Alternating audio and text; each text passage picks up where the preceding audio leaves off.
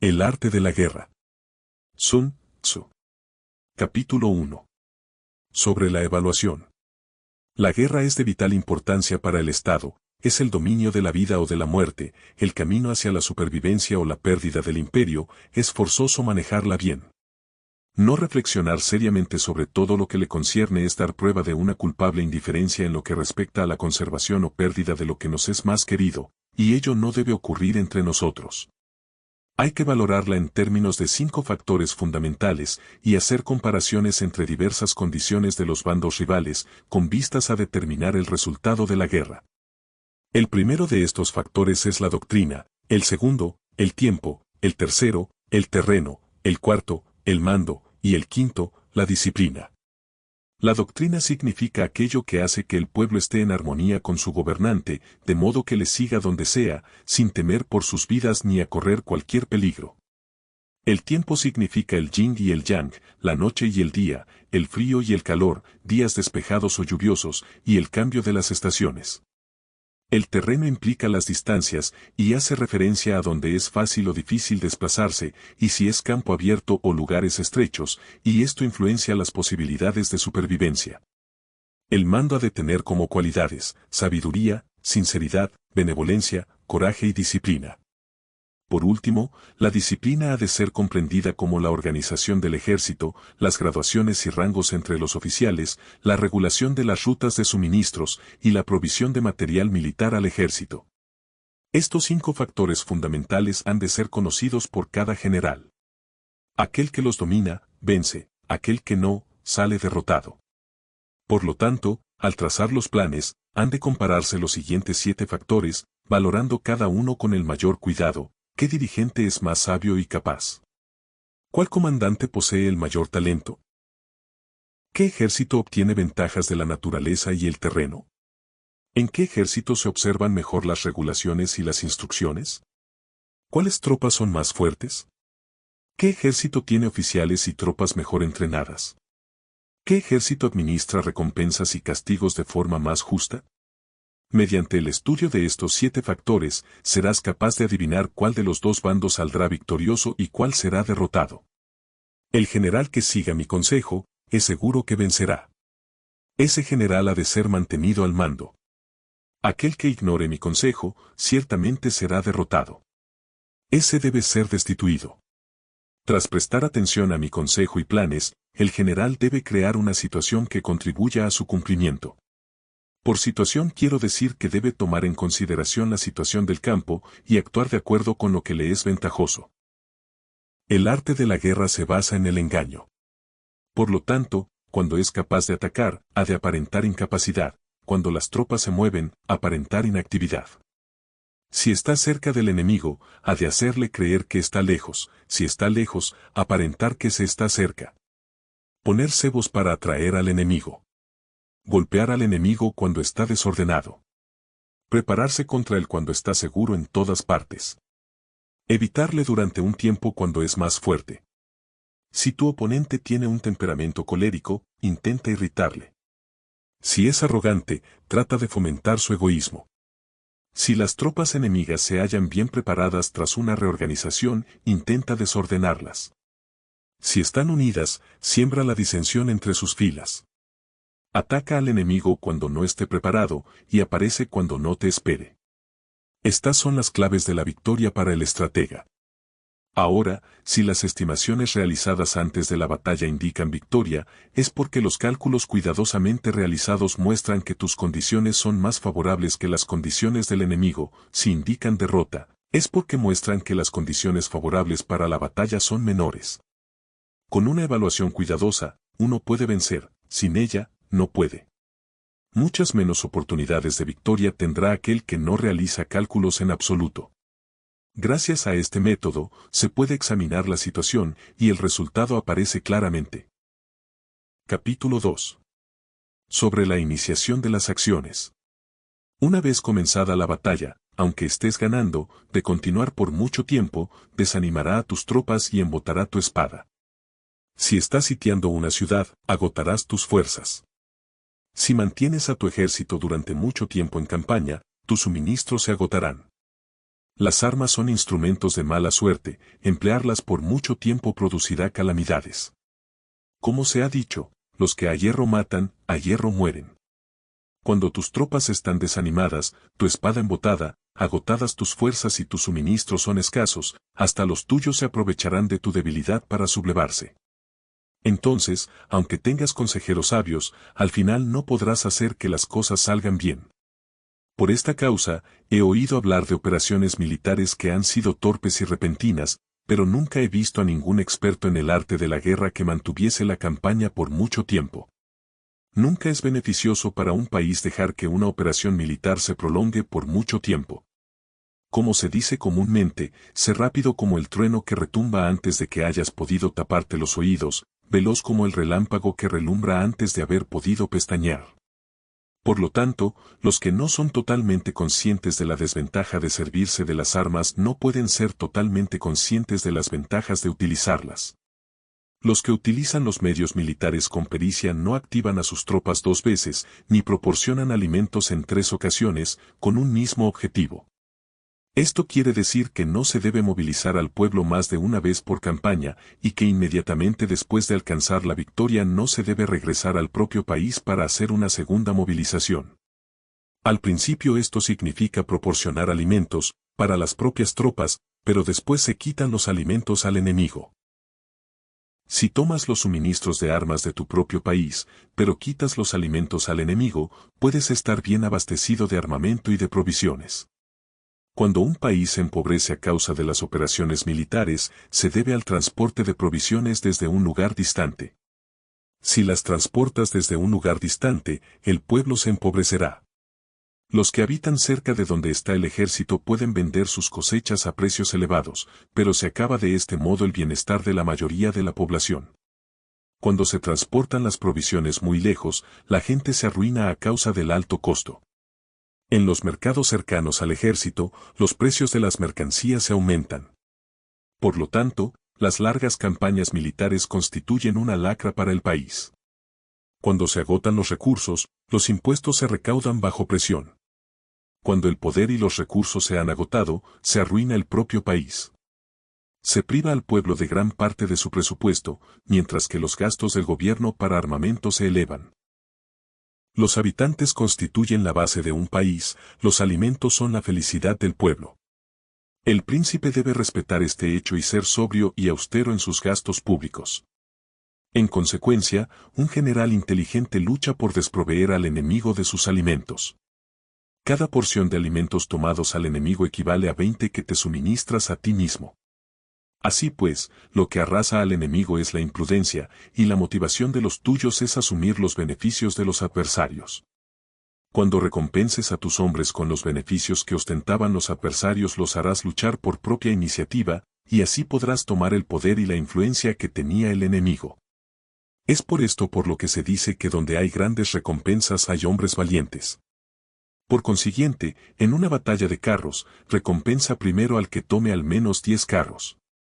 Si recompensas a todo el mundo, no habrá suficiente para todos, así pues, ofrece una recompensa a un soldado para animar a todos los demás.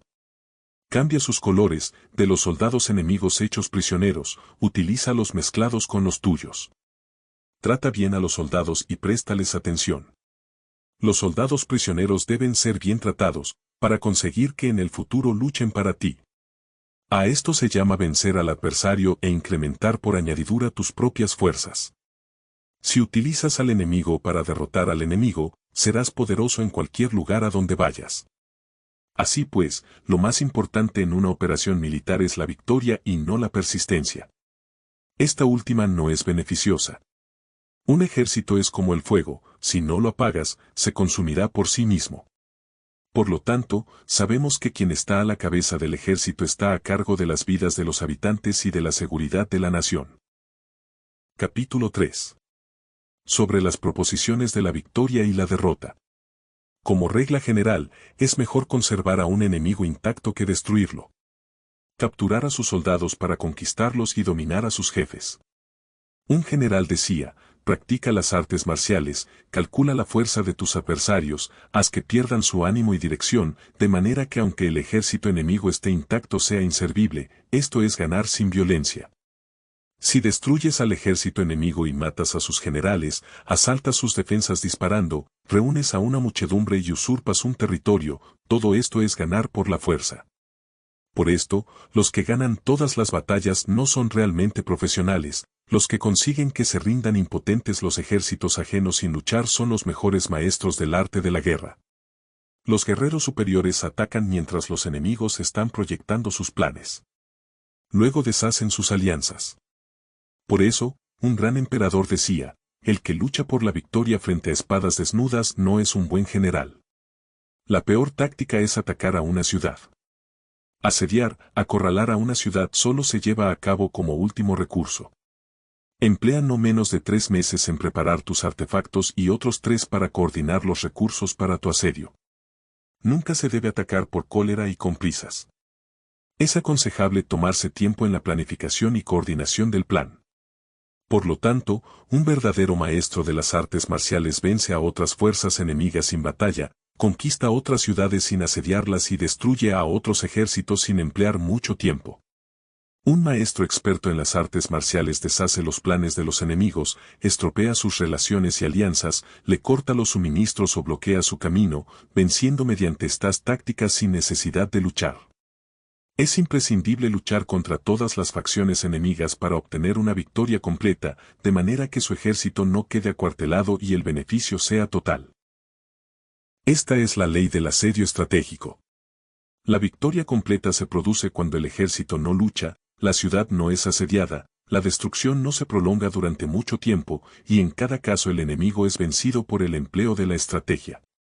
Así pues, la regla de la utilización de la fuerza es la siguiente: si tus fuerzas son 10 veces superiores a las del adversario, rodéalo; si son 5 veces superiores, atácalo; si son 2 veces superiores, divídelo.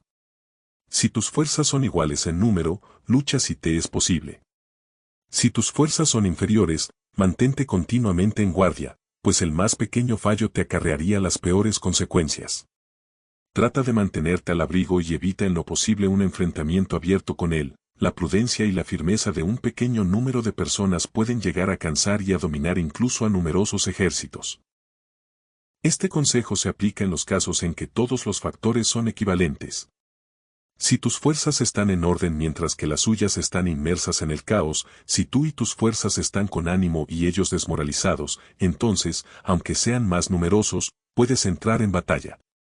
Si tus soldados, tus fuerzas, tu estrategia y tu valor son menores que las de tu adversario, entonces debes retirarte y buscar una salida.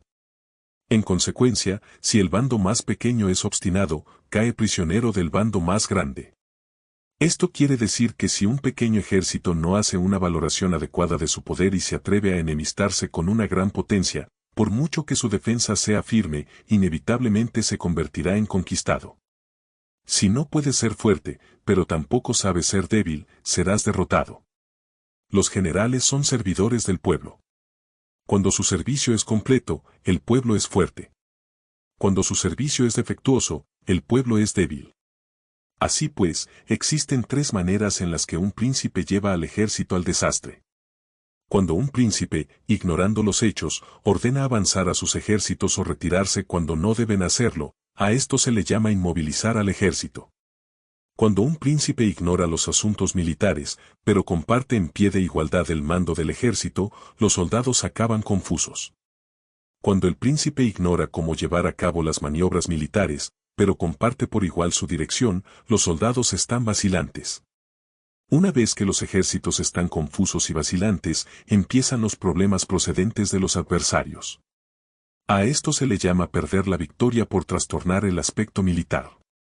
Si intentas utilizar los métodos de un gobierno civil para dirigir una operación militar, la operación será confusa. Triunfan aquellos que saben cuándo luchar y cuando no saben discernir cuándo utilizar muchas o pocas tropas. Tienen tropas cuyos rangos superiores e inferiores tienen el mismo objetivo.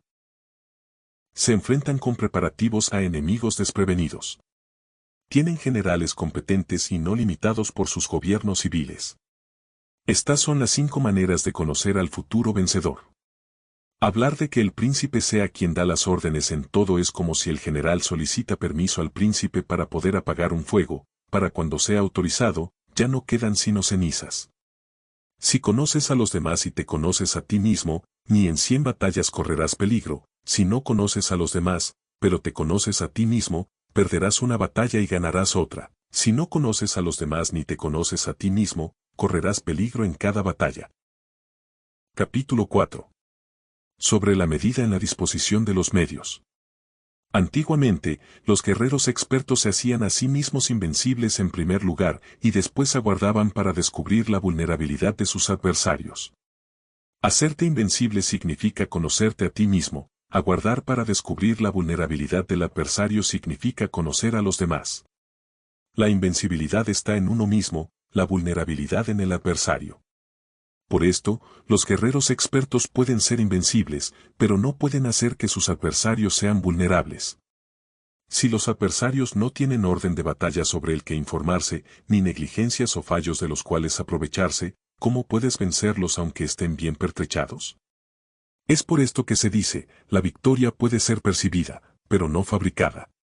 La invencibilidad es una cuestión de defensa, la vulnerabilidad, una cuestión de ataque. Mientras no hayas observado vulnerabilidades en el orden de batalla de los adversarios, oculta tu propia formación de ataque y prepárate para ser invencible, con la finalidad de preservarte. Cuando los adversarios tienen órdenes de batalla vulnerables, es el momento de salir a atacarlos. La defensa es para tiempos de escasez, el ataque para tiempos de abundancia.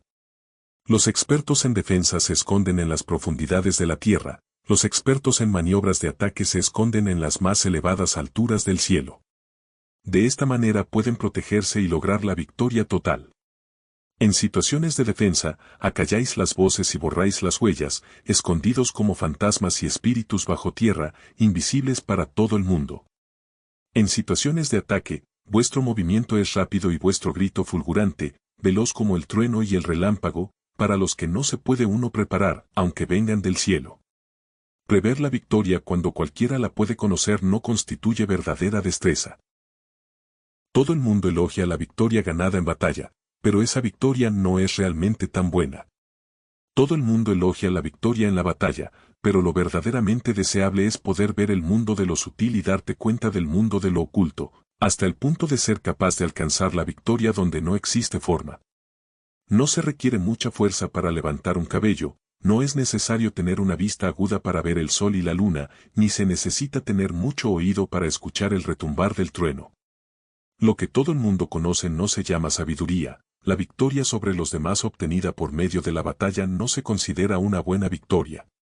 En la antigüedad, los que eran conocidos como buenos guerreros vencían cuando era fácil vencer. Si solo eres capaz de asegurar la victoria tras enfrentarte a un adversario en un conflicto armado, esa victoria es una dura victoria. Si eres capaz de ver lo sutil y de darte cuenta de lo oculto, irrumpiendo antes del orden de batalla, la victoria así obtenida es una victoria fácil.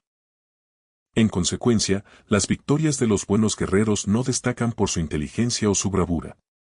Así pues, las victorias que ganan en batalla no son debidas a la suerte. Sus victorias no son casualidades, sino que son debidas a haberse situado previamente en posición de poder ganar con seguridad, imponiéndose sobre los que ya han perdido de antemano.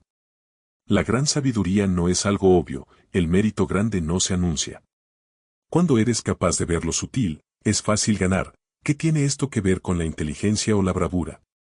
¿Cuándo se resuelven los problemas antes de que surjan? ¿Quién llama a esto inteligencia? Cuando hay victoria sin batalla, ¿quién habla de bravura? Así pues, los buenos guerreros toman posición en un terreno en el que no pueden perder, y no pasan por alto las condiciones que hacen a su adversario proclive a la derrota. En consecuencia, un ejército victorioso gana primero y entabla la batalla después, un ejército derrotado lucha primero e intenta obtener la victoria después. Esta es la diferencia entre los que tienen estrategia y los que no tienen planes premeditados. Los que utilizan bien las armas cultivan el camino y observan las leyes. Así pueden gobernar prevaleciendo sobre los corruptos. Servirse de la armonía para desvanecer la oposición, no atacar un ejército inocente, no hacer prisioneros o tomar botín por donde pasa el ejército, no cortar los árboles ni contaminar los pozos, limpiar y purificar los templos de las ciudades y montañas del camino que atraviesas, no repetir los errores de una civilización decadente, a todo esto se llama el camino y las leyes. Cuando el ejército está estrictamente disciplinado, hasta el punto en que los soldados morirían antes que desobedecer las órdenes, y las recompensas y los castigos merecen confianza y están bien establecidos. Cuando los jefes y oficiales son capaces de actuar de esta forma, pueden vencer a un príncipe enemigo corrupto. Las reglas militares son 5. Medición, valoración, cálculo, comparación y victoria. El terreno da lugar a las mediciones, estas dan lugar a las valoraciones a los cálculos, estos a las comparaciones, y las comparaciones dan lugar a las victorias. Mediante las comparaciones de las dimensiones puedes conocer dónde se halla la victoria o la derrota. En consecuencia, un ejército victorioso es como 1 kilo comparado con 1 gramo, un ejército derrotado es como 1 gramo comparado con 1 kilo. Cuando el que gana consigue que su pueblo vaya a la batalla como si estuviera dirigiendo una gran corriente de agua hacia un cañón profundo, esto es una cuestión de orden de batalla. Cuando el agua se acumula en un cañón profundo, nadie puede medir su cantidad, lo mismo que nuestra defensa no muestra su forma. Cuando se suelta el agua, se precipita hacia abajo como un torrente, de manera tan irresistible como nuestro propio ataque. Capítulo 5. Sobre la firmeza. La fuerza es la energía acumulada o la que se percibe. Esto es muy cambiante. Los expertos son capaces de vencer al enemigo creando una percepción favorable en ellos, así obtienen la victoria sin necesidad de ejercer su fuerza. Gobernar sobre muchas personas como si fueran pocas es una cuestión de dividirlas en grupos o sectores, es organización. Batallar contra un gran número de tropas como si fueran pocas es una cuestión de demostrar la fuerza, símbolos y señales. Se refiere a lograr una percepción de fuerza y poder en la oposición. En el campo de batalla se refiere a las formaciones y banderas utilizadas para desplegar las tropas y coordinar sus movimientos. Lograr que el ejército sea capaz de combatir contra el adversario sin ser derrotado es una cuestión de emplear métodos ortodoxos o heterodoxos. La ortodoxia y la heterodoxia no son algo fijo, sino que se utilizan como un ciclo. Un emperador que fue con un famoso guerrero y administrador, hablaba de manipular las percepciones de los adversarios sobre lo que es ortodoxo y heterodoxo, y después atacar inesperadamente, combinando ambos métodos hasta convertirlo en uno, volviéndose así indefinible para el enemigo. Que el efecto de las fuerzas sea como el de piedras arrojadas sobre huevos, es una cuestión de lleno y vacío. Cuando induces a los adversarios a atacarte en tu territorio, su fuerza siempre está vacía, en desventaja, mientras que no compitas en lo que son los mejores, tu fuerza siempre estará llena. Atacar lo vacío con lo lleno es como arrojar piedras sobre huevos, de seguro se rompen. Cuando se entabla una batalla de manera directa, la victoria se gana por sorpresa. El ataque directo es ortodoxo. El ataque indirecto es heterodoxo. Solo hay 2 clases de ataques en la batalla, el extraordinario por sorpresa y el directo ordinario, pero sus variantes son innumerables. Lo ortodoxo y lo heterodoxo se originan recíprocamente, como un círculo sin comienzo ni fin. ¿Quién podría agotarlos? Cuando la velocidad del agua que fluye alcanza el punto en el que puede mover las piedras, esta es la fuerza directa. Cuando la velocidad y maniobrabilidad del halcón es tal que puede atacar y matar, esto es precisión. Lo mismo ocurre con los guerreros expertos, su fuerza es rápida, su precisión certera. Su fuerza es como disparar una catapulta, su precisión es dar en el objetivo previsto y causar el efecto esperado. El desorden llega del orden, la cobardía surge del valor, la debilidad brota de la fuerza. Si quieres fingir desorden para convencer a tus adversarios y distraerlos, primero tienes que organizar el orden, porque solo entonces puedes crear un desorden artificial. Si quieres fingir cobardía para conocer la estrategia de los adversarios, primero tienes que ser extremadamente valiente, porque solo entonces puedes actuar como tímido de manera artificial. Si quieres fingir debilidad para inducir la arrogancia en tus enemigos, primero has de ser extremadamente fuerte porque solo entonces puedes pretender ser débil. El orden y el desorden son una cuestión de organización, la valentía y la cobardía es una cuestión de ímpetu, la fuerza y la debilidad son una cuestión de la formación en la batalla. Cuando un ejército tiene la fuerza del ímpetu, percepción, incluso el tímido se vuelve valiente; cuando pierde la fuerza del ímpetu, incluso el valiente se convierte en tímido. Nada está fijado en las leyes de la guerra, éstas se desarrollan sobre la base del ímpetu. Con astucia se puede anticipar y lograr que los adversarios se convenzan a sí mismos cómo proceder y moverse; les ayuda a caminar por el camino que les traza. Hace moverse a los enemigos con la perspectiva del triunfo, para que caigan en la emboscada. Los buenos guerreros buscan la efectividad en la batalla a partir de la fuerza del ímpetu, percepción, y no dependen solo de la fuerza de sus soldados.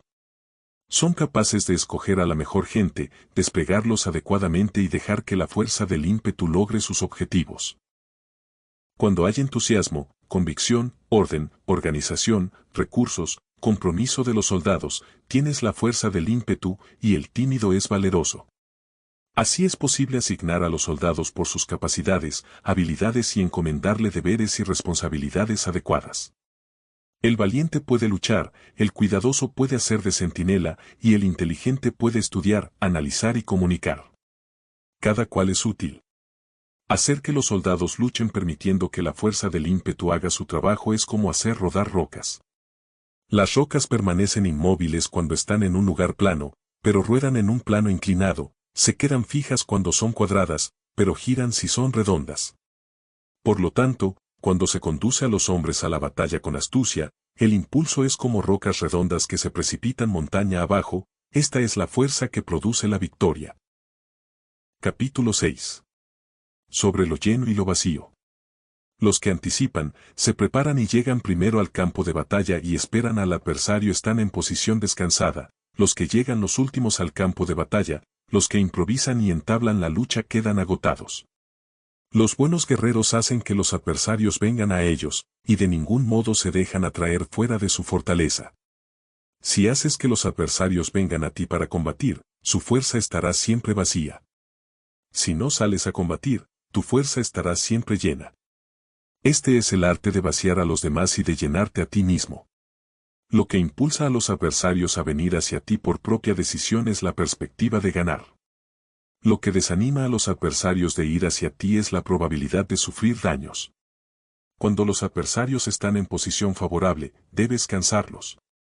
Cuando están bien alimentados, cortar los suministros. Cuando están descansando, hacer que se pongan en movimiento.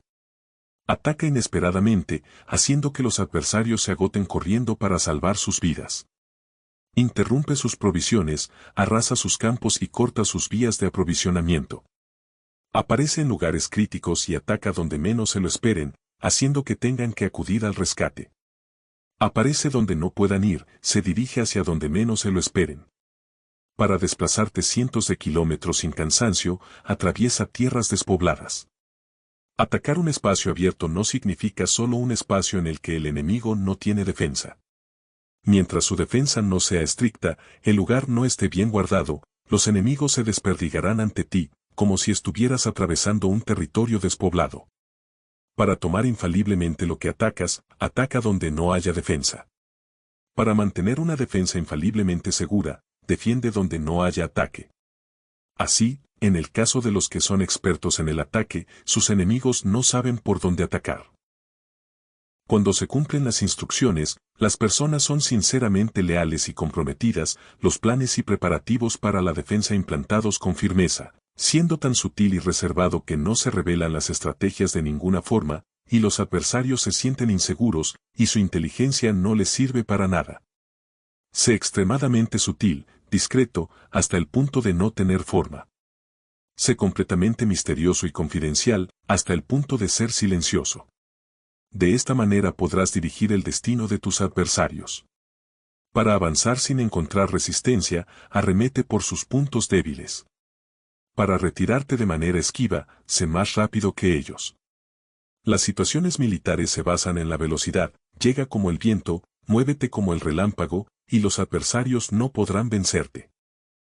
Por lo tanto, cuando quieras entrar en batalla, incluso si el adversario está atrincherado en una posición defensiva, no podrá evitar luchar si atacas en el lugar en el que debe acudir irremediablemente al rescate. Cuando no quieras entrar en batalla, incluso si trazas una línea en el terreno que quieres conservar, el adversario no puede combatir contigo porque le das una falsa pista. Esto significa que cuando los adversarios llegan para atacarte, no luchas con ellos, sino que estableces un cambio estratégico para confundirlos y llenarlos de incertidumbre. Por consiguiente, cuando induces a otros a efectuar una formación, mientras que tú mismo permaneces sin forma, estás concentrado, mientras que tu adversario está dividido. Haz que los adversarios vean como extraordinario lo que es ordinario para ti, esto es inducir al enemigo a efectuar una formación. Una vez vista la formación del adversario, concentras tus tropas contra él. Como tu formación no está a la vista, el adversario dividirá cegaramente sus fuerzas. Cuando estás concentrado formando una sola fuerza, mientras que el enemigo está dividido en 10, estás atacando a una concentración de 1 contra 10, así que tus fuerzas superan a las suyas. Si puedes atacar a unos pocos soldados con muchos, diezmarás el número de tus adversarios. Cuando estás fuertemente trincherado, te has hecho fuerte tras buenas barricadas y no dejas filtrar ninguna información sobre tus fuerzas, sal afuera sin información precisa, ataca y conquista de manera incontenible. No han de conocer dónde piensas librar la batalla, porque cuando no se conoce, el enemigo destaca muchos puestos de vigilancia, y en el momento en el que se establecen numerosos puestos solo tienes que combatir contra pequeñas unidades. Así pues, cuando su vanguardia está preparada, su retaguardia es defectuosa, y cuando su retaguardia está preparada, su vanguardia presenta puntos débiles. Las preparaciones de su ala derecha significarán carencia en su ala izquierda. Las preparaciones por todas partes significará ser vulnerable por todas partes. Esto significa que cuando las tropas están de guardia en muchos lugares, están forzosamente desperdigadas en pequeñas unidades. Cuando se dispone de pocos soldados se está a la defensiva contra el adversario, el que dispone de muchos hace que el enemigo tenga que defenderse. Cuantas más defensas induces a adoptar a tu enemigo, más debilitado quedará. Así, si conoces el lugar y la fecha de la batalla, puedes acudir a ella aunque estés a 1000 kilómetros de distancia.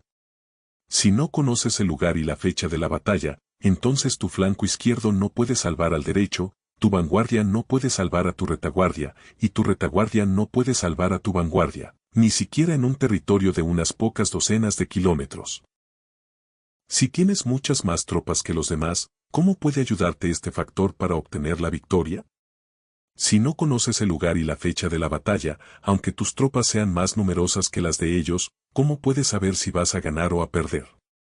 Así pues, se dice que la victoria puede ser creada. Si haces que los adversarios no sepan el lugar y la fecha de la batalla, siempre puedes vencer. Incluso si los enemigos son numerosos, puede hacerse que no entren en combate.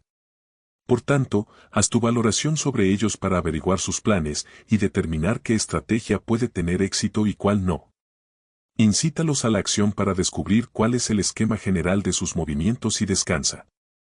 Haz algo por o en contra de ellos para atraer su atención, de manera que puedas descubrir sus hábitos de comportamiento de ataque y de defensa. Indúcelos a adoptar formaciones específicas para conocer sus puntos flacos. Esto significa utilizar muchos métodos para confundir y perturbar al enemigo con el objetivo de observar sus formas de respuesta hacia ti. Después de haberlas observado, actúas en consecuencia, de manera que puedes saber qué clase de situaciones significan vida y cuáles significan muerte. Pruébalos para averiguar sus puntos fuertes y sus puntos débiles. Por lo tanto, el punto final de la formación de un ejército es llegar a la no forma. Cuando no tienes forma, los informadores no pueden descubrir nada, ya que la información no puede crear una estrategia. Una vez que no tienes forma perceptible, no dejas huellas que puedan ser seguidas. Los informadores no encuentran ninguna grieta por donde mirar y los que están a cargo de la planificación no pueden establecer ningún plan realizable. La victoria sobre multitudes mediante formaciones precisas debe ser desconocida para las multitudes. Todo el mundo conoce la forma mediante la que resultó vencedor, pero nadie conoce la forma mediante la que aseguró la victoria. En consecuencia, la victoria en la guerra no es repetitiva, sino que adapta su forma continuamente. Determinar los cambios apropiados significa no repetir las estrategias previas para obtener la victoria. Para lograrla, puedo adaptarme desde el principio a cualquier formación que los adversarios puedan adoptar. Las formaciones son como el agua, la naturaleza del agua es evitar lo alto e ir hacia abajo, la naturaleza de los ejércitos es evitar lo lleno y atacar lo vacío, el flujo del agua está determinado por la tierra, la victoria viene determinada por el adversario. Así pues, un ejército no tiene formación constante, lo mismo que el agua no tiene forma constante, se llama genio a la capacidad de obtener la victoria cambiando y adaptándose según el enemigo. Capítulo 7. Sobre el enfrentamiento directo e indirecto. La regla ordinaria para el uso del ejército es que el mando del ejército reciba órdenes de las autoridades civiles y después reúne y concentra a las tropas, acuartelándolas juntas. Nada es más difícil que la lucha armada. Luchar con otros cara a cara para conseguir ventajas es lo más arduo del mundo. La dificultad de la lucha armada es hacer cercanas las distancias largas y convertir los problemas en ventajas. Mientras que das la apariencia de estar muy lejos, empiezas tu camino y llegas antes que el enemigo. Por lo tanto, haces que su ruta sea larga, atrayéndole con la esperanza de ganar. Cuando emprendes la marcha después que los otros y llegas antes que ellos, conoces la estrategia de hacer que las distancias sean cercanas. Sírvete de una unidad especial para engañar al enemigo atrayéndole a una falsa persecución, haciéndole creer que el grueso de tus fuerzas está muy lejos, entonces, lanzas una fuerza de ataque sorpresa que llega antes, aunque emprendió el camino después. Por consiguiente, la lucha armada puede ser provechosa y puede ser peligrosa. Para el experto es provechosa, para el inexperto peligrosa. Movilizar a todo el ejército para el combate en aras de obtener alguna ventaja tomaría mucho tiempo, pero combatir por una ventaja con un ejército incompleto tendría como resultado una falta de recursos. Si te movilizas rápidamente y sin parar día y noche, recorriendo el doble de la distancia habitual, y si luchas por obtener alguna ventaja a miles de kilómetros, tus jefes militares serán hechos prisioneros. Los soldados que sean fuertes llegarán allí primero, los más cansados llegarán después, como regla general, solo lo conseguirá 1 de cada 10. Cuando la ruta es larga las tropas se cansan, si han gastado su fuerza en la movilización, llegan agotadas mientras que sus adversarios están frescos, así pues, es seguro que serán atacadas. Combatir por una ventaja a 50 kilómetros de distancia frustrará los planes del mando, y, como regla general, solo la mitad de los soldados lo harán. Si se combate por obtener una ventaja a 30 kilómetros de distancia, solo 2 de cada 3 soldados los recorrerán. Así pues, un ejército perece si no está equipado, si no tiene provisiones o si no tiene dinero. Estas 3 cosas son necesarias, no puedes combatir para ganar con un ejército no equipado, o sin provisiones, lo que el dinero facilita. Por tanto, si ignoras los planes de tus rivales, no puedes hacer alianzas precisas. A menos que conozcas las montañas y los bosques, los desfiladeros y los pasos, y la condición de los pantanos, no puedes maniobrar con una fuerza armada. A menos que utilices guías locales, no puedes aprovecharte de las ventajas del terreno. Solo cuando conoces cada detalle de la condición del terreno puedes maniobrar y guerrear. Por consiguiente, una fuerza militar se usa según la estrategia prevista, se moviliza mediante la esperanza de recompensa, y se adapta mediante la división y la combinación. Una fuerza militar se establece mediante la estrategia en el sentido de que distraes al enemigo para que no pueda conocer cuál es tu situación real y no pueda imponer su supremacía. Se moviliza mediante la esperanza de recompensa, en el sentido de que entra en acción cuando ve la posibilidad de obtener una ventaja. Dividir y volver a hacer combinaciones de tropas se hace para confundir al adversario y observar cómo reacciona frente a ti, de esta manera puedes adaptarte para obtener la victoria. Por eso, cuando una fuerza militar se mueve con rapidez es como el viento, cuando va lentamente es como el bosque, es voraz como el fuego e inmóvil como las montañas. Es rápida como el viento en el sentido que llega sin avisar y desaparece como el relámpago. Es como un bosque porque tiene un orden. Es voraz como el fuego que devasta una planicie sin dejar tras sí ni una brizna de hierba. Es inmóvil como una montaña cuando se acuartela. Es tan difícil de conocer como la oscuridad, su movimiento es como un trueno que retumba. Para ocupar un lugar, divide a tus tropas. Para expandir tu territorio, divide los beneficios. La regla general de las operaciones militares es desproveer de alimentos al enemigo todo lo que se pueda. Sin embargo, en localidades donde la gente no tiene mucho, es necesario dividir a las tropas en grupos más pequeños para que puedan tomar en diversas partes lo que necesitan, ya que solo así tendrán suficiente. En cuanto a dividir el botín, significa que es necesario repartirlo entre las tropas para guardar lo que ha sido ganado, no dejando que el enemigo lo recupere. Actúa después de haber hecho una estimación. Gana el que conoce primero la medida de lo que está lejos y lo que está cerca. Esta es la regla general de la lucha armada. El primero que hace el movimiento es el invitado, el último es el anfitrión. El invitado lo tiene difícil, el anfitrión lo tiene fácil. Cerca y lejos significan desplazamiento, el cansancio, el hambre y el frío surgen del desplazamiento. Un antiguo libro que trata de asuntos militares dice, las palabras no son escuchadas, para eso se hacen los símbolos y los tambores. Las banderas y los estandartes se hacen a causa de la ausencia de visibilidad. Símbolos, tambores, banderas y estandartes se utilizan para concentrar y unificar los oídos y los ojos de los soldados. Una vez que están unificados, el valiente no puede actuar solo, ni el tímido puede retirarse solo. Esta es la regla general del empleo de un grupo. Unificar los oídos y los ojos de los soldados significa hacer que miren y escuchen al unísono de manera que no caigan en la confusión y el desorden. Las señales se utilizan para indicar direcciones e impedir que los individuos vayan a donde se les antoje. Así pues, en batallas nocturnas, utiliza fuegos y tambores, y en batallas diurnas sírvete de banderas y estandartes para manipular los oídos y los ojos de los soldados. Utiliza muchas señales para confundir las percepciones del enemigo y hacerle temer tu temible poder militar. De esta forma, haces desaparecer la energía de sus ejércitos y desmoralizas a sus generales. En primer lugar, has de ser capaz de mantenerte firme en tu propio corazón, solo entonces puedes desmoralizar a los generales enemigos. Por esto, la tradición afirma que los habitantes de otros tiempos tenían la firmeza para desmoralizar, y la antigua ley de los que conducían carros de combate decía que cuando la mente original es firme, la energía fresca es victoriosa. De este modo, la energía de la mañana está llena de ardor, la del mediodía decae y la energía de la noche se retira. En consecuencia, los expertos en el manejo de las armas prefieren la energía entusiasta, atacan la decadente y la que se bate en retirada. Son ellos los que dominan la energía.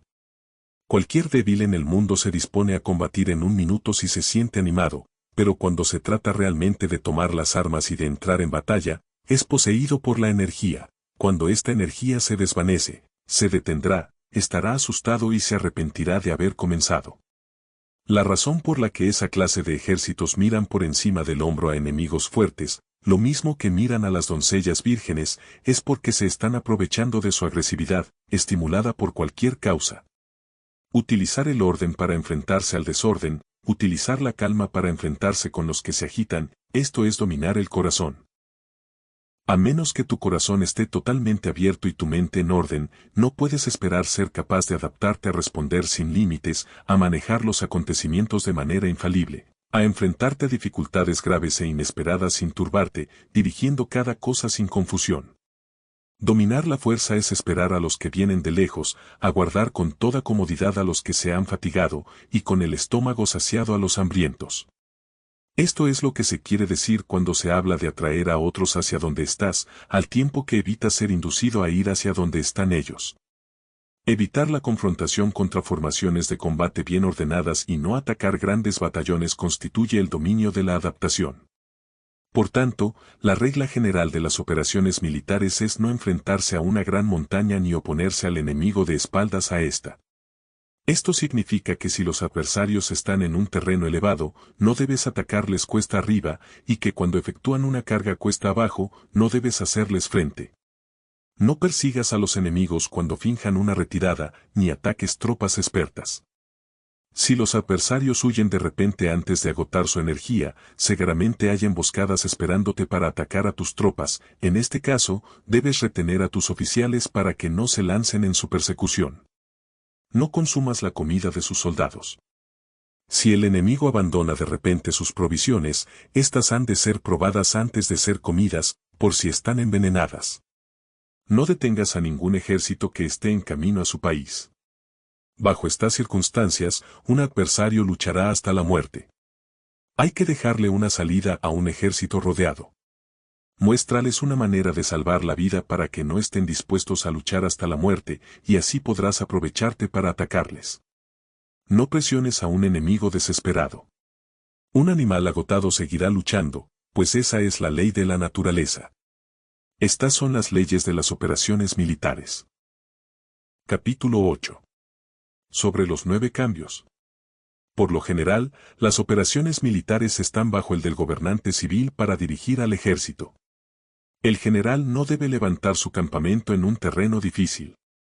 Deja que se establezcan relaciones diplomáticas en las fronteras. No permanezcas en un territorio árido ni aislado. Cuando te halles en un terreno cerrado, prepara alguna estrategia y muévete.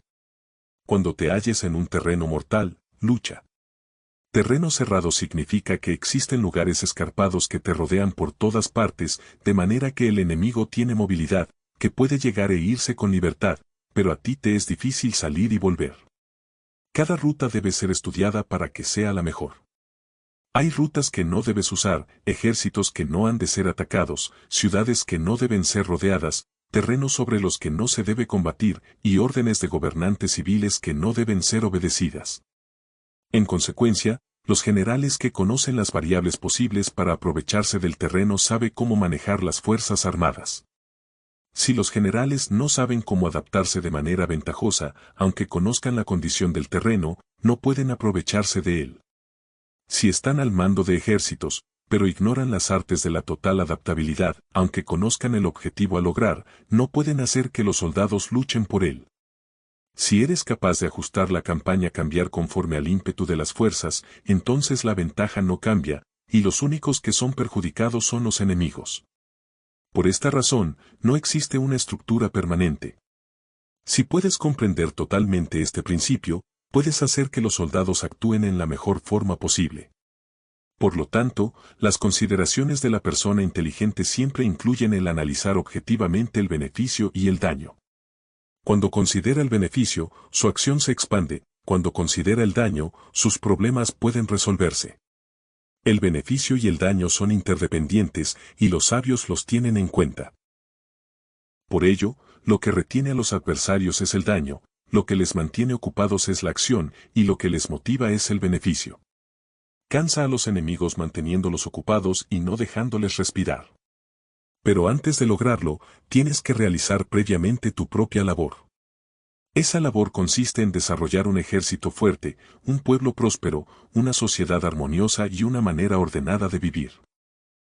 Así pues, la norma general de las operaciones militares consiste en no contar con que el enemigo no acuda, sino confiar en tener los medios de enfrentarte a él; no contar con que el adversario no ataque, sino confiar en poseer lo que no puede ser atacado. Si puedes recordar siempre el peligro cuando estás a salvo y el caos en tiempos de orden, permanece atento al peligro y al caos mientras no tengan todavía forma, y evítalos antes de que se presenten. Esta es la mejor estrategia de todas. Por esto, existen 5 rasgos que son peligrosos en los generales. Los que están dispuestos a morir, pueden perder la vida; los que quieren preservar la vida, pueden ser hechos prisioneros; los que son dados a los apasionamientos irracionales, pueden ser ridiculizados; los que son muy puritanos, pueden ser deshonrados; los que son compasivos, pueden ser turbados. Si te presentas en un lugar que con toda seguridad los enemigos se precipitarán a defender, las personas compasivas se apresurarán invariablemente a rescatar a sus habitantes, causándose a sí mismos problemas y cansancio. Estos son 5 rasgos que constituyen defectos en los generales y que son desastrosos para las operaciones militares. Los buenos generales son de otra manera, se comprometen hasta la muerte, pero no se aferran a la esperanza de sobrevivir; actúan de acuerdo con los acontecimientos, en forma racional y realista, sin dejarse llevar por las emociones ni estar sujetos a quedar confundidos. Cuando ven una buena oportunidad, son como tigres; en caso contrario cierran sus puertas. Su acción y su no acción son cuestiones de estrategia, y no pueden ser complacidos ni enfadados. Capítulo 9. Sobre la distribución de los medios. Las maniobras militares son el resultado de los planes y las estrategias en la manera más ventajosa para ganar. Determinan la movilidad y efectividad de las tropas. Si vas a colocar tu ejército en posición de observar al enemigo, atraviesa rápido las montañas y vigílalos desde un valle. Considera el efecto de la luz y mantente en la posición más elevada del valle. Cuando combatas en una montaña, ataca desde arriba hacia abajo y no al revés. Combate estando cuesta abajo y nunca cuesta arriba. Evita que el agua divida tus fuerzas, aléjate de las condiciones desfavorables lo antes que te sea posible. No te enfrentes a los enemigos dentro del agua, es conveniente dejar que pasen la mitad de sus tropas y en ese momento dividirlas y atacarlas. No te sitúes río abajo. No camines en contra de la corriente ni en contra del viento. Si acampas en la ribera de un río, tus ejércitos pueden ser sorprendidos de noche, empujados a ahogarse o se les puede colocar veneno en la corriente. Tus barcas no deben ser amarradas corriente abajo, para impedir que el enemigo aproveche la corriente lanzando sus barcas contra ti. Si atraviesas pantanos, hazlo rápidamente. Si te encuentras frente a un ejército en medio de un pantano, permanece cerca de sus plantas acuáticas o respaldado por los árboles. En una llanura, toma posiciones desde las que sea fácil maniobrar, manteniendo las elevaciones del terreno detrás y a tu derecha, estando las partes más bajas delante y las más altos detrás. Generalmente, un ejército prefiere un terreno elevado y evita un terreno bajo, aprecia la luz y detesta la oscuridad.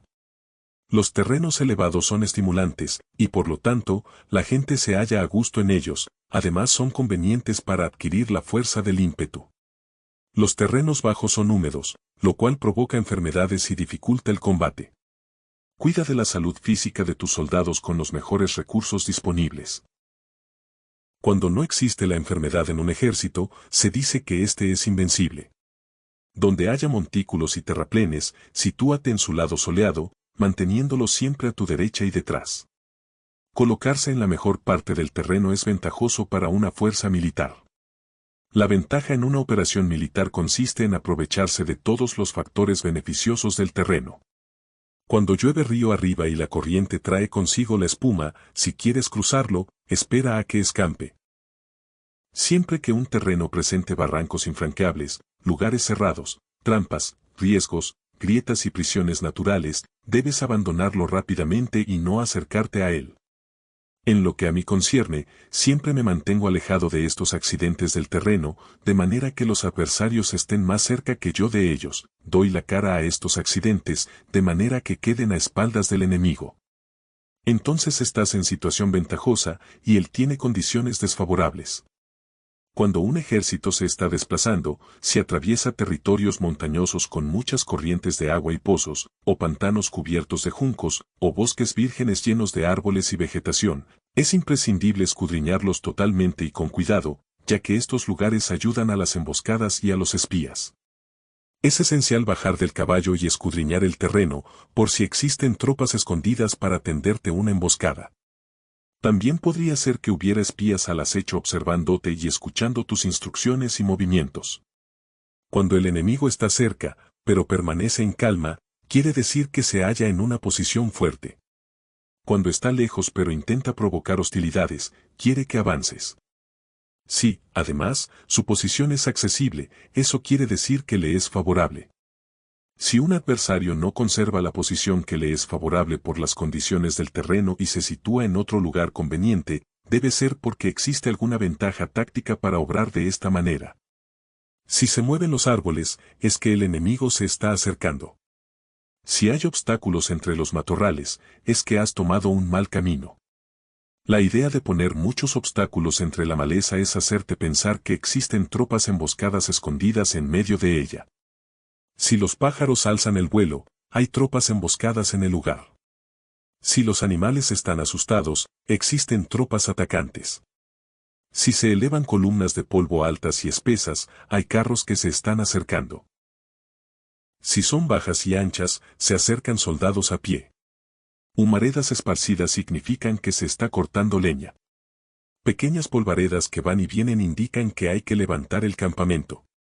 Si los emisarios del enemigo pronuncian palabras humildes mientras que éste incrementa sus preparativos de guerra, esto quiere decir que va a avanzar. Cuando se pronuncian palabras altisonantes y se avanza ostentosamente, es señal de que el enemigo se va a retirar.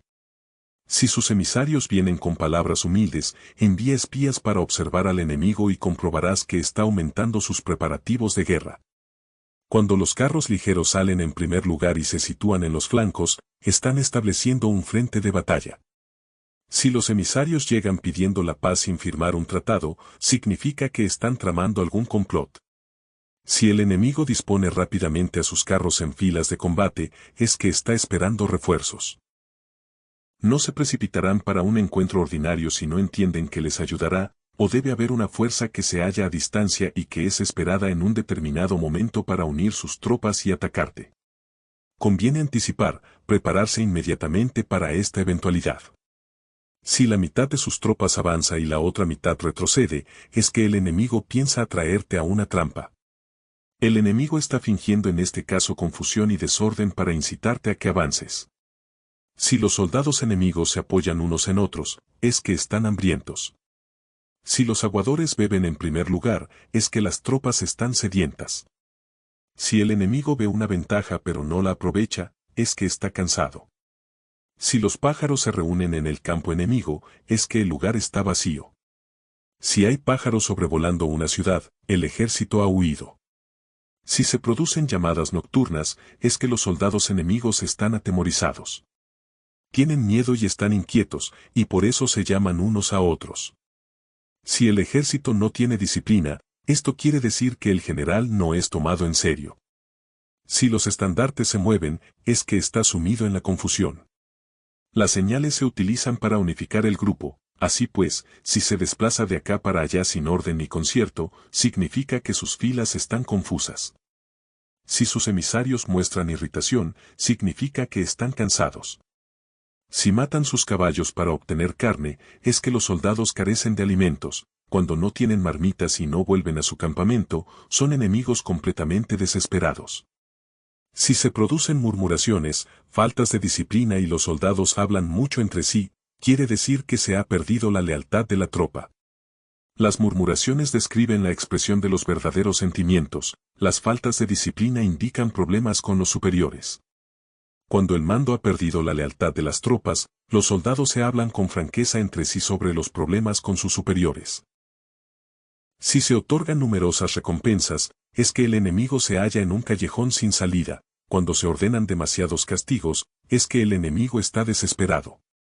Cuando la fuerza de su ímpetu está agotada, otorgan constantes recompensas para tener contentos a los soldados, para evitar que se rebelen en masa. Cuando los soldados están tan agotados que no pueden cumplir las órdenes, son castigados una y otra vez para restablecer la autoridad. Ser violento al principio y terminar después temiendo a los propios soldados es el colmo de la ineptitud. Los emisarios que acuden con actitud conciliatoria indican que el enemigo quiere una tregua. Si las tropas enemigas se enfrentan a ti con ardor, pero demoran el momento de entrar en combate sin abandonar no obstante el terreno, has de observarlos cuidadosamente.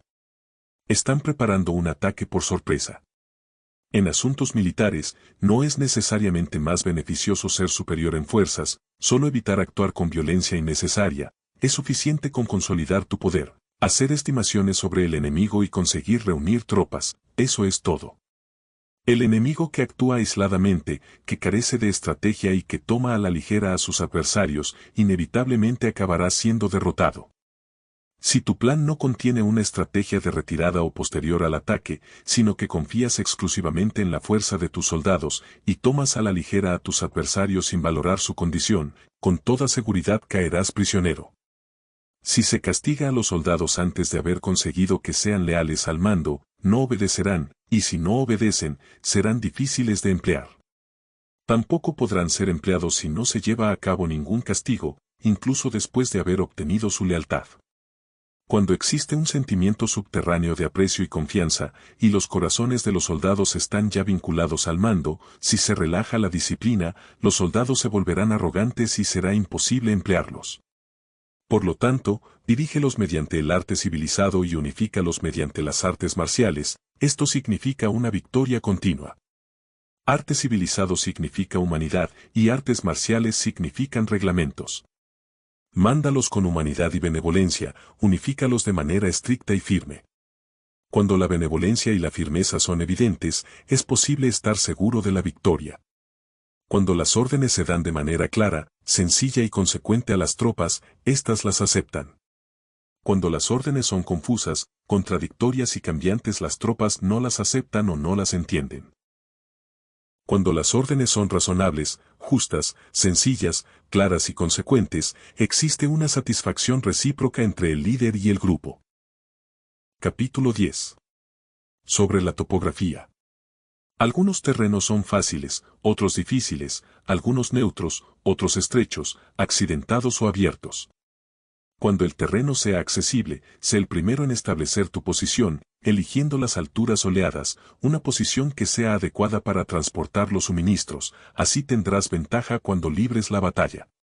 Cuando estés en un terreno difícil de salir, estás limitado.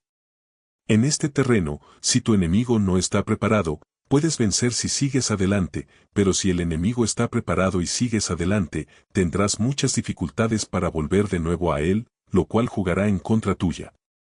Cuando es un terreno desfavorable para ambos bandos, se dice que es un terreno neutro. En un terreno neutro, incluso si el adversario te ofrece una ventaja, no te aproveches de ella, retírate, induciendo a salir a la mitad de las tropas enemigas, y entonces caes sobre él aprovechándote de esta condición favorable. En un terreno estrecho, si eres el primero en llegar, debes ocuparlo totalmente y esperar al adversario. Si él llega antes, no lo persigas y bloquea a los desfiladeros. Persíguelos solo si no los bloquea. En terreno accidentado, si eres el primero en llegar, debes ocupar sus puntos altos y soleados y esperar al adversario. Si éste los ha ocupado antes, retírate y no lo persigas. En un terreno abierto, la fuerza del ímpetu se encuentra igualada y es difícil provocarle a combatir de manera desventajosa para él. Entender estas 6 clases de terreno es la responsabilidad principal del general y es imprescindible considerarlos. Estas son las configuraciones del terreno, los generales que las ignoran salen derrotados. Así pues, entre las tropas están las que huyen, las que se retraen, las que se derrumban, las que se rebelan y las que son derrotadas. Ninguna de estas circunstancias constituyen desastres naturales, sino que son debidas a los errores de los generales. Las tropas que tienen el mismo ímpetu, pero que atacan en proporción de 1 contra 10, salen derrotadas. Los que tienen tropas fuertes pero cuyos oficiales son débiles, quedan retraídos. Los que tienen soldados débiles al mando de oficiales fuertes, se verán en apuros. Cuando los oficiales superiores están encolerizados y son violentos, y se enfrentan al enemigo por su cuenta y por despecho, y cuando los generales ignoran sus capacidades, el ejército se desmoronará. Como norma general, para poder vencer al enemigo, todo el mando militar debe tener una sola intención y todas las fuerzas militares deben cooperar. Cuando los generales son débiles y carecen de autoridad, cuando las órdenes no son claras, cuando oficiales y soldados no tienen solidez y las formaciones son anárquicas, se produce revuelta. Los generales que son derrotados son aquellos que son incapaces de calibrar a los adversarios, entran en combate con fuerzas superiores en número o mejor equipadas, y no seleccionan a sus tropas según los niveles de preparación de las mismas. Si empleas soldados sin seleccionar a los preparados de los no preparados, a los arrojados y a los timoratos, te estás buscando tu propia derrota. Estas son las 6 maneras de ser derrotado. La comprensión de estas situaciones es la responsabilidad suprema de los generales y deben ser consideradas. La primera es no calibrar el número de fuerzas, la segunda, la ausencia de un sistema claro de recompensas y castigos, la tercera, la insuficiencia de entrenamiento, la cuarta es la pasión irracional, la quinta es la ineficacia de la ley del orden, y la sexta es el fallo de no seleccionar a los soldados fuertes y resueltos. La configuración del terreno puede ser un apoyo para el ejército, para los jefes militares, el curso de la acción adecuada es calibrar al adversario para asegurar la victoria y calcular los riesgos y las distancias. Salen vencedores los que libran batallas conociendo estos elementos, salen derrotados los que luchan ignorándolos. Por lo tanto, cuando las leyes de la guerra señalan una victoria segura es claramente apropiado entablar batalla, incluso si el gobierno ha dado órdenes de no atacar. Si las leyes de la guerra no indican una victoria segura, es adecuado no entrar en batalla, aunque el gobierno haya dado la orden de atacar. De este modo se avanza sin pretender la gloria, se ordena la retirada sin evitar la responsabilidad, con el único propósito de proteger a la población y en beneficio también del gobierno. Así se rinde un servicio valioso a la nación. Avanzar y retirarse en contra de las órdenes del gobierno no se hace por interés personal, sino para salvaguardar las vidas de la población y en auténtico beneficio del gobierno. Servidores de esta talla son muy útiles para un pueblo. Mira por tus soldados como miras por un recién nacido, así estarán dispuestos a seguirte hasta los valles más profundos. Cuida de tus soldados como cuidas de tus queridos hijos, y morirán gustosamente contigo. Pero si eres tan amable con ellos que no los puedes utilizar, si eres tan indulgente que no les puedes dar órdenes, tan informal que no puedes disciplinarlos, tus soldados serán como niños mimados y, por lo tanto, inservibles. Las recompensas no deben utilizarse solas, ni debe confiarse solamente en los castigos. En caso contrario, las tropas, como niños mimosos, se acostumbran a disfrutar o a quedar resentidas por todo. Esto es dañino y los vuelve inservibles. Si sabes que tus soldados son capaces de atacar, pero ignoras si el enemigo es invulnerable a un ataque, tienes solo la mitad de posibilidades de ganar. Si sabes que tu enemigo es vulnerable a un ataque, pero ignoras si tus soldados son capaces de atacar, solo tienes la mitad de posibilidades de ganar. Si sabes que el enemigo es vulnerable a un ataque y tus soldados pueden llevarlo a cabo, pero ignoras si la condición del terreno es favorable para la batalla, tienes la mitad de probabilidades de vencer. Por lo tanto, los que conocen las artes marciales no pierden el tiempo cuando efectúan sus movimientos, ni se agotan cuando atacan. Debido a esto se dice que cuando te conoces a ti mismo y conoces a los demás, la victoria no es un peligro. Cuando conoces el cielo y la tierra, la victoria es inagotable. Capítulo 11. Sobre las 9 clases de terreno. Conforme a las leyes de las operaciones militares, existen 9 clases de terreno. Si intereses locales luchan entre sí en su propio territorio, a este se le llama terreno de dispersión. Cuando los soldados están apegados a su casa y combaten cerca de su hogar, pueden ser dispersados con facilidad. Cuando penetras en un territorio ajeno, pero no lo haces en profundidad, a este se le llama territorio ligero. Esto significa que los soldados pueden regresar fácilmente. El territorio que puede resultarte ventajoso si lo tomas, y ventajoso al enemigo si es el quien lo conquista, se llama terreno clave. Un terreno de lucha inevitable es cualquier enclave defensivo o paso estratégico. Un territorio igualmente accesible para ti y para los demás se llama terreno de comunicación. El territorio que está rodeado por 3 territorios rivales y es el primero en proporcionar libre acceso a él a todo el mundo se llama terreno de intersección. El terreno de intersección es aquel en el que convergen las principales vías de comunicación uniéndolas entre sí, sé el primero en ocuparlo, y la gente tendrá que ponerse de tu lado. Si lo obtienes, te encuentras seguro, si lo pierdes, corres peligro. Cuando penetras en profundidad en un territorio ajeno, y dejas detrás muchas ciudades y pueblos, a este terreno se le llama difícil. Es un terreno del que es difícil regresar.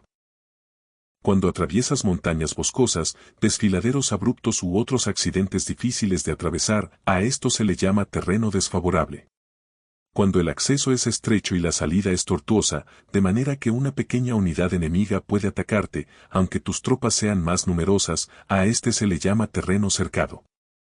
Si eres capaz de una gran adaptación, puedes atravesar este territorio. Si solo puedes sobrevivir en un territorio luchando con rapidez, y si es fácil morir si no lo haces, a este se le llama terreno mortal.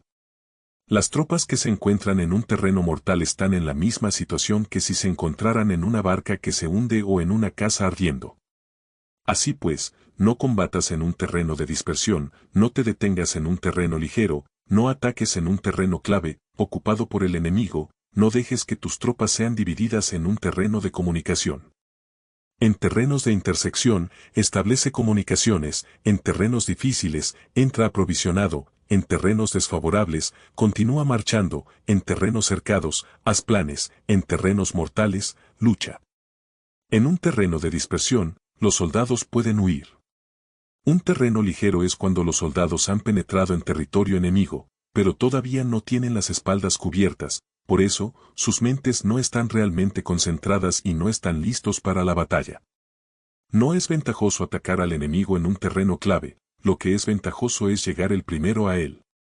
No debe permitirse que quede aislado el terreno de comunicación para poder servirse de las rutas de suministros. En terrenos de intersección, estarás a salvo si estableces alianzas, si las pierdes, te encontrarás en peligro.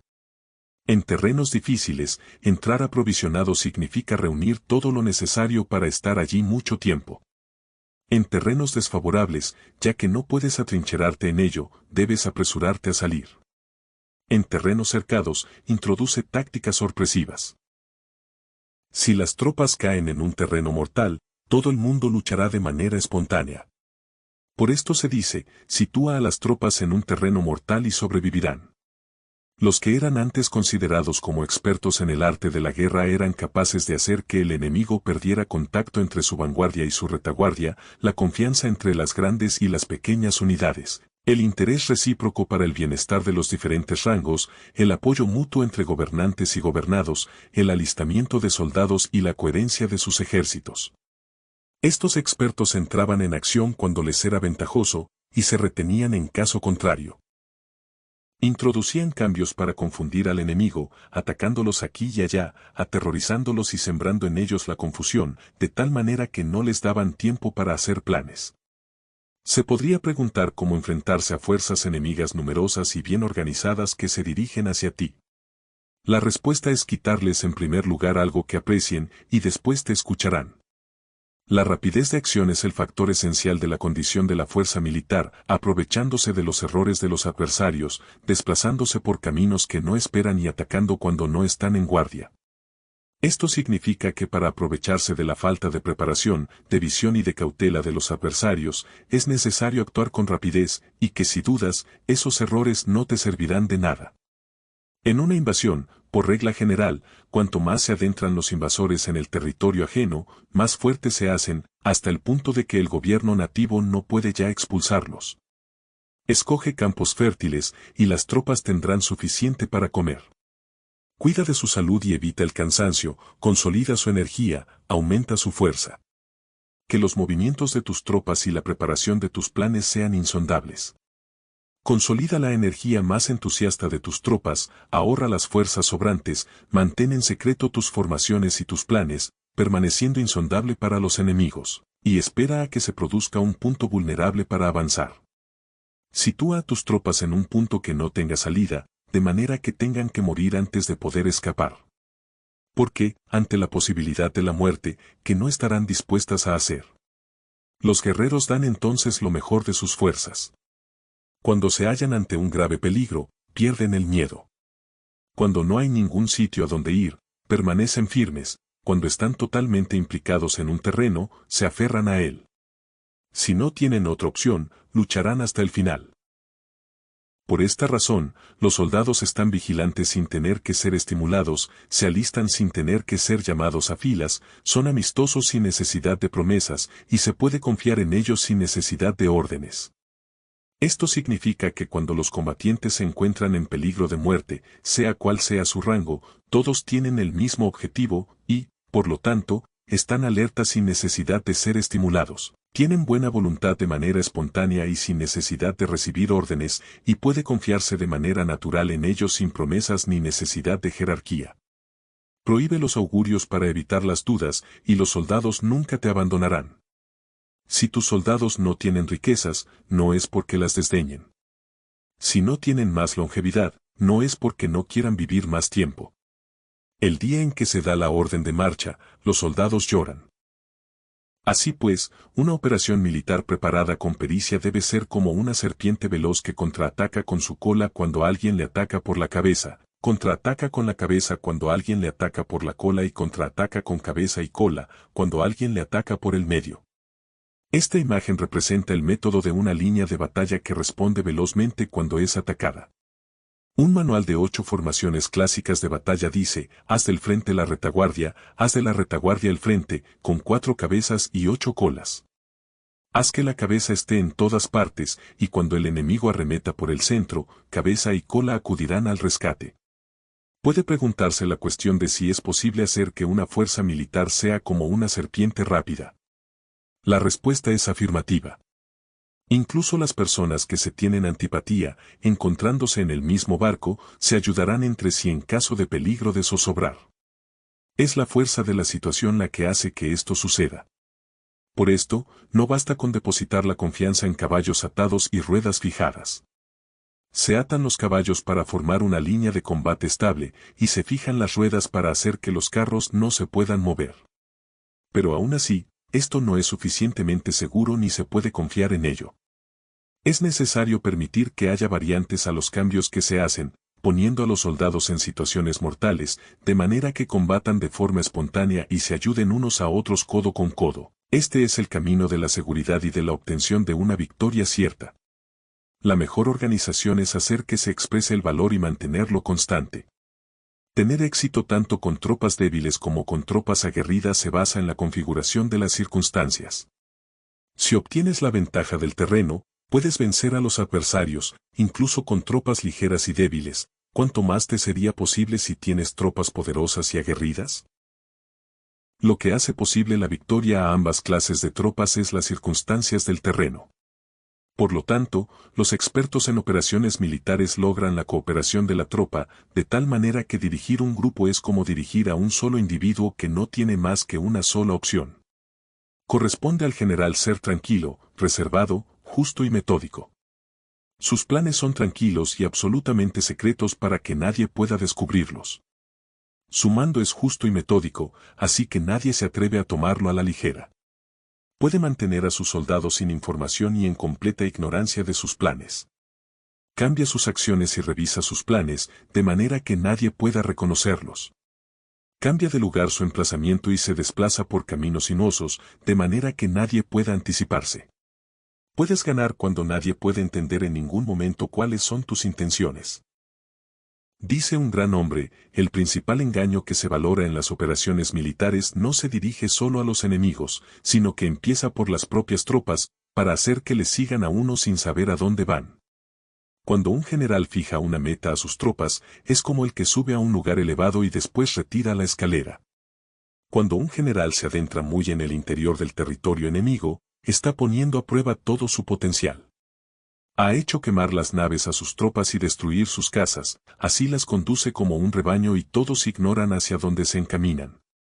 Incumbe a los generales reunir a los ejércitos y ponerlos en situaciones peligrosas. También han de examinar las adaptaciones a los diferentes terrenos, las ventajas de concentrarse o dispersarse, y las pautas de los sentimientos y situaciones humanas. Cuando se habla de ventajas y de desventajas de la concentración y de la dispersión, quiere decir que las pautas de los comportamientos humanos cambian según los diferentes tipos de terreno. En general, la pauta general de los invasores es unirse cuando están en el corazón del territorio enemigo, pero tienden a dispersarse cuando están en las franjas fronterizas. Cuando dejas tu territorio y atraviesas la frontera en una operación militar, te hallas en un terreno aislado. Cuando es accesible desde todos los puntos, es un terreno de comunicación. Cuando te adentras en profundidad, estás en un terreno difícil. Cuando penetras poco, estás en un terreno ligero. Cuando a tus espaldas se hallen espesuras infranqueables y delante pasajes estrechos, estás en un terreno cercado. Cuando no haya ningún sitio a donde ir, se trata de un terreno mortal. Así pues, en un terreno de dispersión, yo unificaría las mentes de los soldados. En un terreno ligero, las mantendría en contacto. En un terreno clave, les haría apresurarse para tomarlo. En un terreno de intersección, prestaría atención a la defensa. En un terreno de comunicación, establecería sólidas alianzas. En un terreno difícil, aseguraría suministros continuados. En un terreno desfavorable, urgiría a mis tropas a salir rápidamente de él. En un terreno cercado, cerraría las entradas. En un terreno mortal, indicaría a mis tropas que no existe ninguna posibilidad de sobrevivir. Por esto, la psicología de los soldados consiste en resistir cuando se ven rodeados, luchar cuando no se puede evitar y obedecer en casos extremos. Hasta que los soldados no se ven rodeados, no tienen la determinación de resistir al enemigo hasta alcanzar la victoria. Cuando están desesperados, presentan una defensa unificada. Por ello, los que ignoran los planes enemigos no pueden preparar alianzas. Los que ignoran las circunstancias del terreno no pueden hacer maniobrar a sus fuerzas. Los que no utilizan guías locales no pueden aprovecharse del terreno. Los militares de un gobierno eficaz deben conocer todos estos factores. Cuando el ejército de un gobierno eficaz ataca a un gran territorio, el pueblo no se puede unir. Cuando su poder sobrepasa a los adversarios, es imposible hacer alianzas. Si puedes averiguar los planes de tus adversarios, aprovéchate del terreno y haz maniobrar al enemigo de manera que se encuentre indefenso. En este caso, ni siquiera un gran territorio puede reunir suficientes tropas para detenerte. Por lo tanto, si no luchas por obtener alianzas, ni aumentas el poder de ningún país, pero extiendes tu influencia personal amenazando a los adversarios, todo ello hace que el país y las ciudades enemigas sean vulnerables. Otorga recompensas que no estén reguladas y da órdenes desacostumbradas. Considera la ventaja de otorgar recompensas que no tengan precedentes, observa cómo el enemigo hace promesas sin tener en cuenta los códigos establecidos. Maneja las tropas como si fueran una sola persona. Empléalas en tareas reales, pero no les hables. Motívalas con recompensas, pero no les comentes los perjuicios posibles. Emplea a tus soldados solo en combatir, sin comunicarles tu estrategia. Déjales conocer los beneficios que les esperan, pero no les hables de los daños potenciales. Si la verdad se filtra, tu estrategia puede hundirse. Si los soldados empiezan a preocuparse, se volverán vacilantes y temerosos. Colócalos en una situación de posible exterminio, y entonces lucharán para vivir. Ponles en peligro de muerte, y entonces sobrevivirán. Cuando las tropas afrontan peligros, son capaces de luchar para obtener la victoria. Así pues, la tarea de una operación militar es fingir acomodarse a las intenciones del enemigo. Si te concentras totalmente en puedes matar a su general aunque estés a kilómetros de distancia. A esto se llama cumplir el objetivo con pericia. Al principio te acomodas a sus intenciones, después matas a sus generales, esta es la pericia en el cumplimiento del objetivo. Así, el día en que se declara la guerra, se cierran las fronteras, se rompen los salvoconductos y se impide el paso de emisarios. Los asuntos se deciden rigurosamente desde que se comienza a planificar y establecer la estrategia desde la casa o cuartel general. El rigor en los cuarteles generales en la fase de planificación se refiere al mantenimiento del secreto. Cuando el enemigo ofrece oportunidades, aprovéchalas inmediatamente.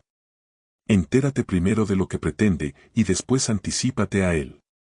Mantén la disciplina y adáptate al enemigo para determinar el resultado de la guerra. Así, al principio eres como una doncella y el enemigo abre sus puertas, entonces, tú eres como una liebre suelta y el enemigo no podrá expulsarte. Capítulo 12.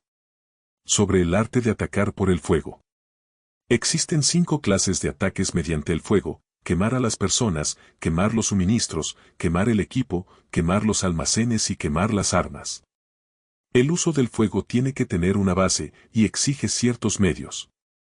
Existen momentos adecuados para encender fuegos, concretamente cuando el tiempo es seco y ventoso. Normalmente, en ataques mediante el fuego es imprescindible seguir los cambios producidos por este. Cuando el fuego está dentro del campamento enemigo, prepárate rápidamente desde fuera. Si los soldados se mantienen en calma cuando el fuego se ha declarado, espera y no ataques. Cuando el fuego alcance su punto álgido, síguelo, si puedes, si no, espera. En general, el fuego se utiliza para sembrar la confusión en el enemigo y así poder atacarle. Cuando el fuego puede ser prendido en campo abierto, no esperes a hacerlo en su interior, hazlo cuando sea oportuno. Cuando el fuego sea atizado por el viento, no ataques en dirección contraria a este. No es eficaz luchar contra el ímpetu del fuego, porque el enemigo luchará en este caso hasta la muerte. Si ha soplado el viento durante el día, a la noche amainará. Un viento diurno cesará al anochecer, un viento nocturno cesará al amanecer. Los ejércitos han de saber que existen variantes de las 5 clases de ataques mediante el fuego y adaptarse a estas de manera racional. No basta saber cómo atacar a los demás con el fuego, es necesario saber cómo impedir que los demás te ataquen a ti. Así pues, la utilización del fuego para apoyar un ataque significa claridad y la utilización del agua para apoyar un ataque significa fuerza. El agua puede incomunicar, pero no puede arrasar. El agua puede utilizarse para dividir a un ejército enemigo, de manera que su fuerza se desuna y la tuya se fortalezca. Ganar combatiendo o llevar a cabo un asedio victorioso sin recompensar a los que han hecho méritos trae mala fortuna y se hace merecedor de ser llamado avaro. Por eso se dice que un gobierno esclarecido lo tiene en cuenta y que un buen mando militar recompensa el mérito.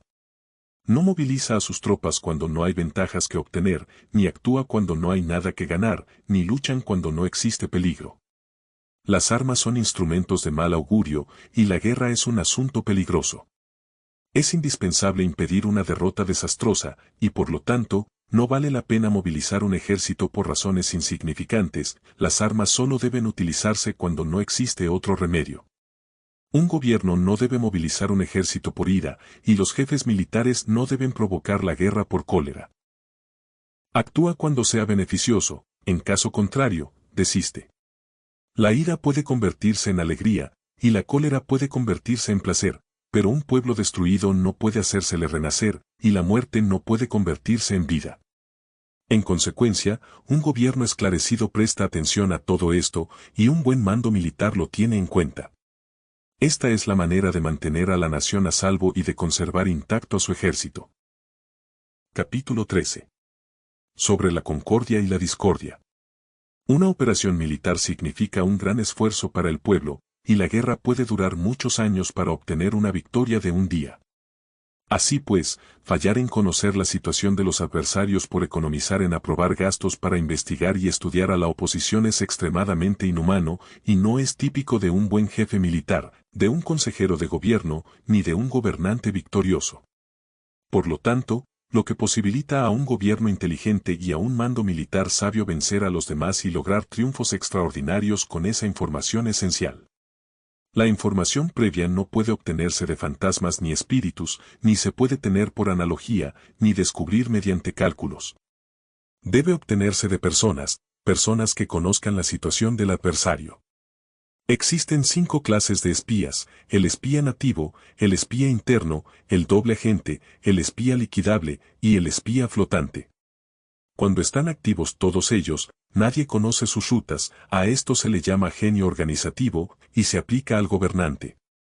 Los espías nativos se contratan entre los habitantes de una localidad.